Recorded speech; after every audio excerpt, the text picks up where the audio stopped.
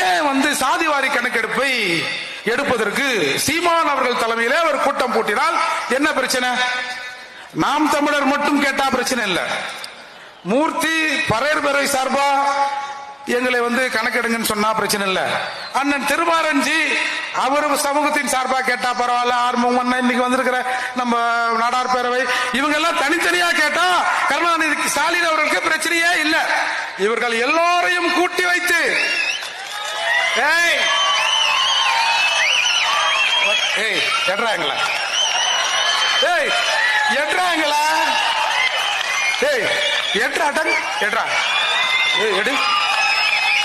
என்னடா கதை விடுற?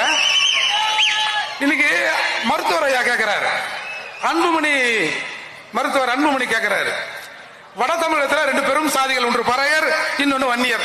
பறையர் சமூகத்துல இருந்து மூர்த்திக்கார என்னடா என்னடா என்னடா டேய் என்னடா என்ன? மருத்துவர் வன்னியர் சமூகம் கேக்குது, என்ன கொஞ்சம் எண்ணுங்க எண்ணுங்க எண்ணுங்க எண்ணுங்க. எண்ணத்துல உங்களுக்கு என்னப்பா பிரச்சனை? அதுதான் இந்த கூட்டத்துக்கான சிக்கல். அவங்க நடத்தினா தனித்தனியா நீ கேட்டுக்கோ, ஒன்னா மட்டும் சேர்ந்து நின்று கேட்டுறாத. ஏன்னா நீ ஒன்னா இருக்க கூடாதுன்னு தான் நானே இங்க இருக்கிறேன். நீ எல்லாம் ஒன்னா இட்டா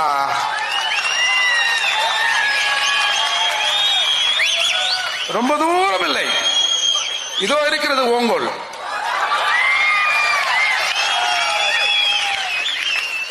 இந்த பஞ்சமி விஷயம்ங்கிறது இன்றைக்கு